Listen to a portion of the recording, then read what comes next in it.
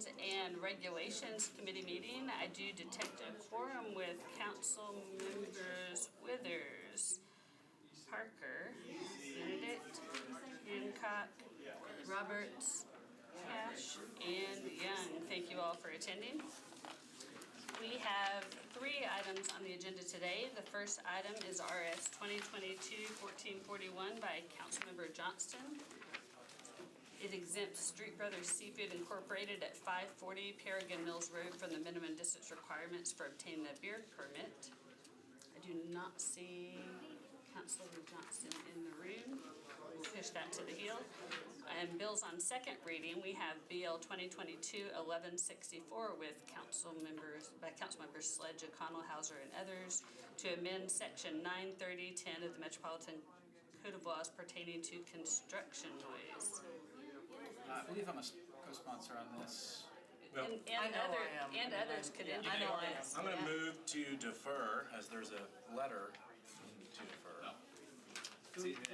Do we need to put it on the table Specify first? how long of deferral? One. I'll move a 1 meeting deferral. May I? Second. Sorry, Chair. Did the letter indicate that the sponsor wanted the amendment moved prior to the deferral?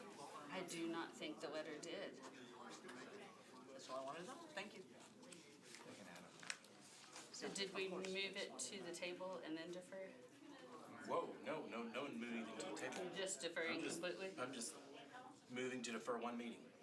Just defer. I mean, I wouldn't worry about the amendment with Colby Sledge not present. Councilmember Sledge? So all in favor of a 1 meeting deferral? Aye. Aye. Opposed? 7. All right, and we'll move back to the resolution on public hearing, RS 2022-1441 by Councilor Johnson to exempt Street Brothers Seafood from the minimum distance requirements for a beer permit. Move to approve. Second. Councilor Johnston? It's a beer permit. I mean, so it's a business there in Paragon Mills, which I'm excited that people are starting to invest in that area from a business perspective. There's people that are already enjoying that restaurant, and so that's only going to help to make it more financially viable. So I'm excited about it, and I hope you will support it. I do think it's important to be able to have beer with your seafood. Anyone? Councilmember, how far is this from the zoo that now also is a alcohol destination? So it's on Paragon Mills Road, which Paragon Mills is probably. Just tell them to get a map. That's an acceptable answer. It's not adjacent to it. It's not adjacent, actually. I mean, if this was a zoo distance. It's less than a mile, but it's probably a half a mile away from the entrance. Yeah, I think you would be permitted to leave the zoo and then go to the seafood restaurant. that'd be quite a walk with no sidewalks. And I said, if in a car, then hopefully without having partaken at either venue in advance. Correct. And this is for seafood, Madam Chair. And so if you see the food, is the beer there? Will it be visible? Will it be sea beer? Can you see the beer? Or? Oh, I cannot wait. I hope for it's the going to be. commentary. Get it out now, y'all. Let's get it out before it lands. That didn't land. You could tell where you're going with it, but It didn't land. Okay, so I had a movement to approve. All in favor? Aye. Opposed? Thank you very much. And the third item on the agenda is BL 2022-1165 by Councilmember Syracuse to amend Section 106020 of the Code of Laws pertaining to alarm permit fees. Move to approve. And I'm a co-sponsor. Fantastic. second. Sorry. Would you like to discuss this bill? I would, as a matter of fact. Thank you, Go Chair. ahead. My apologies. Thank you, Chair. So Councilmember Syracuse asked me to sign on to this because he's not able to be here tonight. However, what this does is currently alarm permit fees are renewed, I believe, on April 1st of every year. So if you sign up for a permit in March, you have to pay through April of the next year. If you sign up in May, you pay through April of the next year. And so what this bill does is it says that based on the date that you get your permit, it's a 12-month renewal. So much like our car tags, rather than having a one-time annual where it's not prorated for people. And this is for alarm permit fees. Any questions for Councilor Benedict? Who collects, who's this, what's this, who staffs this? I mean, who's the?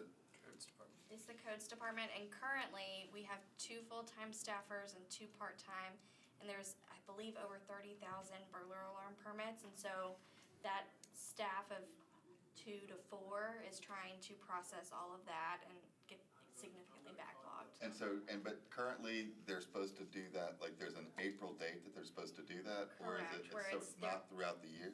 Correct, yes, so they're trying to correct that, so it's, instead of trying to process all 30,000 from April to about June, July, cause it takes a while, it's $20 permit fees that they collect at a time. They're trying to just align that, so it's when you get issued the permit, you renew from that year. So the folks that do the work would probably very much be in favor of this? Yes, Yeah. yes. It's common sense legislation, in my opinion. Yes, Council. Not to drag this out, but I'm kind of curious, why do we collect a fee for it? Why do I need a permit if I have a burglar alarm at my home? Like, what is, There's a significant cost involved. I don't have the statistics in front of me. This came up last term.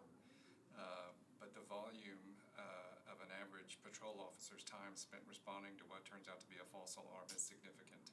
let's see, It may be worth the council's while, not immediately, but to make sure that this fee is capturing that cost. I think it is, but it might be worth updating, but there is a significant fee. okay, so this doesn't cover like an inspection of the alarm system. This is just if you have the alarm, well, You have to register it with the county.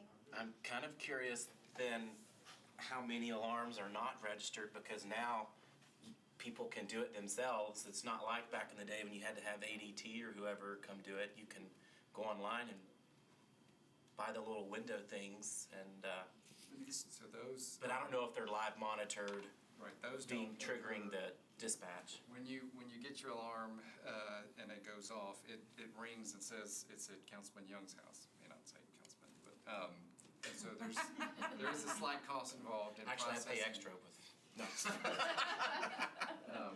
But the ones that are sort of homemade are not incurring the cost, don't generate the false alarm response, so they're Yeah, less of a concern. I kind of answered my question as I was explaining it to myself, so I apologize. Thank you, Madam Chair. Any other questions? All in favor? Aye. Opposed? Thank you again for the unanimous opinions on the Government Operations Regulations Committee meeting. That concludes our meeting. Do you have another